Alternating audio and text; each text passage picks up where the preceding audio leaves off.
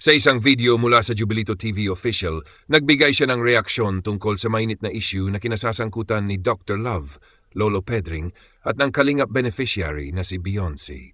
Sinimulan niya ang video sa pagbati sa mga kasamahan niya sa Kalingap Reactors, kabilang ang Team Dios, Team Carepa, Team Watchers at Team Strikers, at nagpasalamat din siya sa mga bagong subscriber na nanggaling sa community ng Edzy, Joynatics at Jomcarl.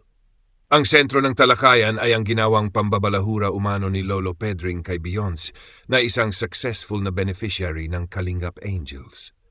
Binanggit ni Jubilito na hindi na ito pinalagpas ng iba pang reactors gaya ni na Kuya Val at Tatay Veran at maging sila ay naglabas na ng kanilang mga opinyon. Si Tatay Veran nga raw ay sumali pa sa live ni Lolo Pedring upang magbigay ng paalala. Binigyang diin ni Jubilito na hindi kailanman dapat ginagawa sa social media ang panlalait at pambabastos, lalo na kung hindi mo kilala ng personal ang taong pinupuna mo.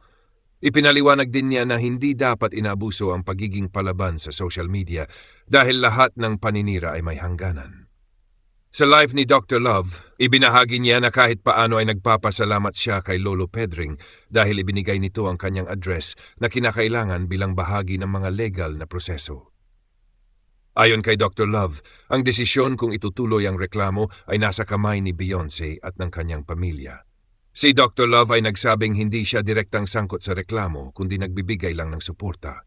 Idinetalye din ni Dr. Love na hindi siya pupunta sa bahay ni Lolo Pedring o makikipagtagaan tulad ng sinasabi nito sa live. Pinaliwanag niyang ang address na hinihingi niya ay para lamang sa legal na hakbang sakaling ituloy ang kaso.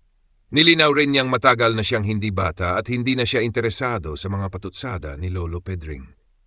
Ibinunyag sa video na si Lolo Pedring ay nagbigay ng address sa Maysan Road, Malinta, Valenzuela. Ayon kay Dr. Love, kabisado niya ang lugar pero wala siyang balak puntahan ito dahil wala siyang personal na lababan. Ang laban ay sa pagitan ni Beyonce, ng kanyang pamilya at ni Lolo Pedring. Sinabi ni Jubilito na sa kasalukuyan, hawak na nila ang video, mga recordings at address na maaring gamitin kung tuluyan man sila magsampa ng reklamo sa Cybercrime Division ng NBI o PNP.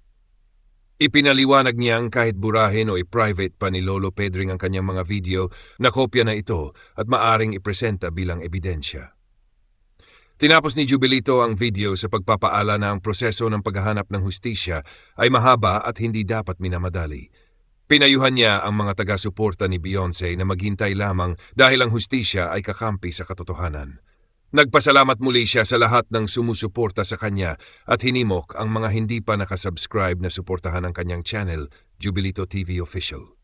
Buod ng pangunahing punto, pambabalahura umano ni Lolo Pedring kay Beyonce. Nagbigay ng suporta sina Dr. Love, Jubilito, Kuya Val at Tatay Veran kay Beyonce. Binunyag ang address ni Lolo Pedring bilang paghahanda sa formal na reklamo. Pinalalahanan ng lahat na huwag abusuhin ang social media. Ang laban ay nasa pamilya ni Beyonce, hindi sa mga vloggers. Pinalakas ang panawagan para sa hustisya, pero pinalalahanan na dapat dumaan sa tamang proseso.